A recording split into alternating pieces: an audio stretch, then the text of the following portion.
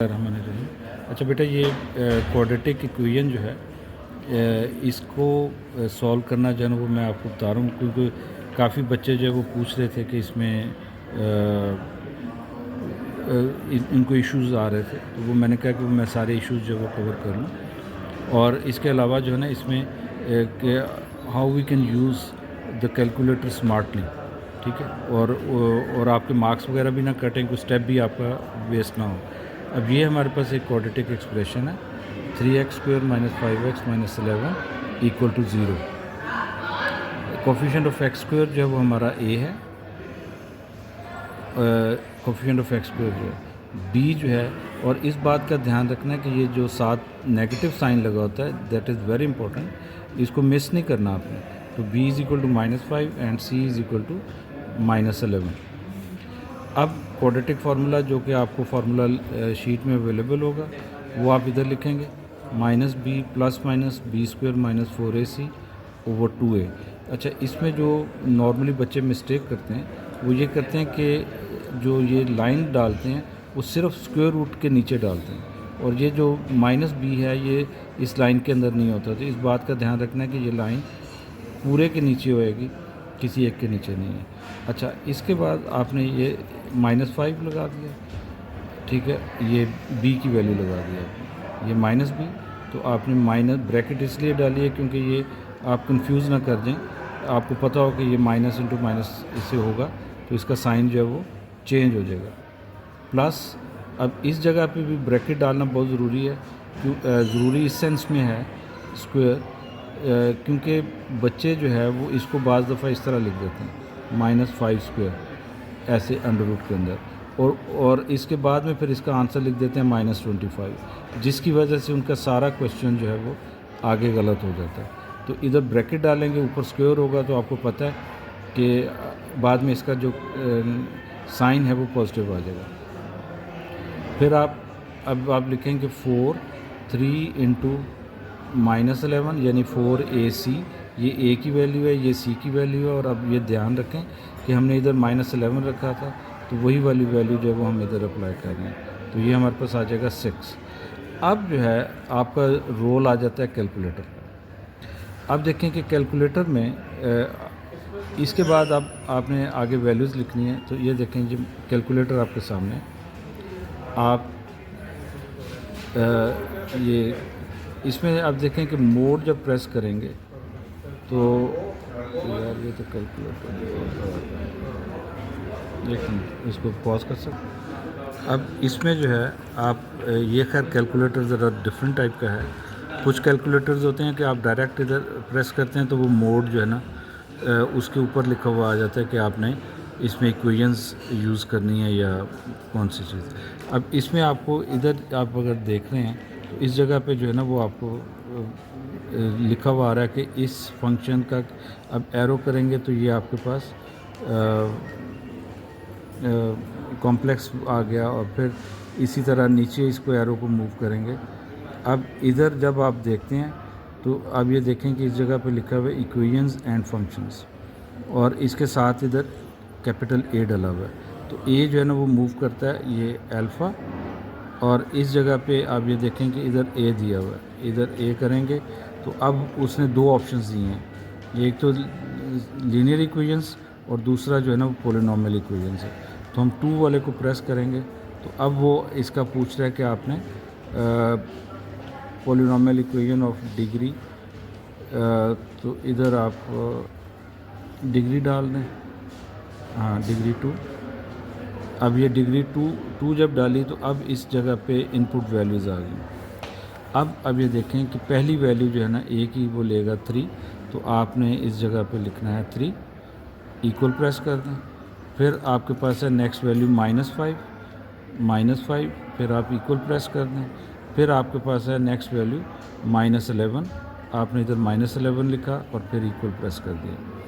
अब जब दोबारा करेंगे तो ये, अब ये देखें, ये आपके पास जो वैल्यू आ रही है वो आ रही है 5 प्लस माइनस, यानी ये प्लस आंसर, यानी x की वैल्यू आ गई 5 प्लस √157/6, और जब दोबारा आप इसका इक्वल प्रेस करेंगे तो अब नई वैल्यू आ जाएगी और वो देख लें कि ये वैल्यू आ रही है 5 माइनस √157/6।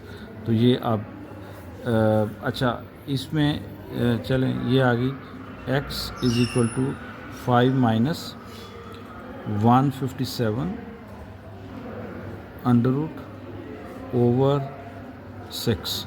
अब अगर आप ये SD वाला बटन प्रेस करेंगे तो ये आपकी डेसिमल में वैल्यू आ जाएगी और ये वैल्यू आ रही है माइनस 1.254। आपने अगर 2 डेसिमल प्लेसेस पे आंसर देना है तो इसका आंसर आ जाएगा x इज़ इक्वल टू -1.25। और अब आप दोबारा इक्वल प्रेस करेंगे तो आपके पास वो नई वैल्यू है। हाँ, अब ये देखें दोबारा से ये वाली वैल्यू आ रही है जिसका हमने आंसर नहीं लिखा हुआ था। तो इसको SD को प्रेस करेंगे तो ये आ जाएगा 2.921। तो इस तरह से आपका आंसर आ जाएगा। अब इसमें अब ये देखें, ये आंसर्स आप निकाल लें साइड पे और फिर इसको आप कंप्लीट करने की कोशिश करें। क्योंकि अभी जब मैं ये बच्चों को करवा रहा था तो वो ये कह रहे थे जी ये -11 है तो ये माइनस है, तो उनको शायद वो मिस्टेक कर दें और मिस्टेक ये करें कि ये साइन इसका चेंज ना करें। अब यही वाला क्वेश्चन जो है वो मैंने इधर सॉल्व करवाया हुआ विदाउट कैलकुलेटर। अब विदाउट कैलकुलेटर जब आप करेंगे तो आपने बेशक ये स्टेप आप बाद में रिपीट कर लें, लेकिन वो आपके पास जो एक्चुअल आंसर है वो आपके पास होना चाहिए। उससे ये होगा कि अगर आपकी इधर कहीं मिस्टेक आ रही है तो वो अपनी मिस्टेक को रिमूव कर लेंगे आप। तो ये देखें, पहले 25 -5 का स्क्वायर और इनको मल्टीप्लाई करके 132 ऐड करेंगे 157 अंडर रूट और with the plus minus sign, फिर एक दफ़ा प्लस लेंगे एक दफ़ा माइनस लेंगे। अब देखें जब आप ये लेंगे वैल्यूज़ लेंगे तो अब इस वैल्यू को आपको दोबारा फीड करना पड़ेगा, यानी ये कैलकुलेटर में ये वैल्यू फीड करेंगे और फिर वही SD का बटन प्रेस करेंगे और आपका आंसर आएगा। तो इससे ये है कि आपका अगर यूज़ ऑफ द कैलकुलेटर ठीक है तो आप जो है एक तो टाइम भी आपका सेव होगा और दूसरा ये है कि मिस्टेक के जो चांसेस हैं वो भी कम हो जाएंगे। Thank you very much. अच्छा बेटा, अभी ये मेरे पास एक और कैलकुलेटर है। कैलकुलेटर्स में थोड़ी बहुत चेंज होती है। तो अब ये देखें कि इधर आप आएंगे सेटअप पे, ये सेटअप जो है मोड या सेटअप को प्रेस करेंगे। अब इस जगह पे आपको नंबर्स दिए हुए हैं और उसके साथ जो है ना वो आपकी कि कौन से ये कॉम्प्लेक्स है, ये कंपटीशन है, ये स्टैटिस्टिक्स है और ये टेबल्स और इस तरह। अब अगर देखें कि 5 नंबर के ऊपर इक्वेशंस लिखा हुआ है तो हम अगर 5 को प्रेस कर दें तो अब इधर डिफरेंट टाइप ऑफ इक्वेशंस जो है वो आ रही हैं। तो हमारी रिक्वायर्ड जो है वो क्वाड्रेटिक इक्वेशन है पावर 2 वाली। तो ये 3 नंबर पे है। अब मैं इधर 3 नंबर प्रेस कर देता हूँ। अब इसी तरह अगर मेरे पास फ़र्ज़ करें ये क्वाड्रेटिक इक्वेशन है 3, तो मैं पहले 3 लिखूँगा इक्वल, फिर -5 और फिर इक्वल और फिर -11 और फिर इक्वल। उसके बाद अब दोबारा इक्वल जब प्रेस करूँगा तो ये मेरी वैल्यू जो है ना वो आ गई। अब इसके बाद अगर इसकी मैं ये देखना चाह रहा हूँ कि 2.9216 यानी ये आंसर आ गया। अब दोबारा इक्वल प्रेस करूँगा तो नेक्स्ट वैल्यू मेरे पास आ जाएगी -157/6। अब इसकी भी मुझे न्यूमेरिकल वैल्यू चाहिए तो वो मेरे पास ये आ जाएगी। अब जब हमने ये कर लिया, अब करने के बाद अब देखें कि ये चीज़ जा नहीं रही, तो आप दोबारा सेटअप पे आएंगे और ये 1 नंबर पे लिखा हुआ है COMP, इसको प्रेस करेंगे इधर 1।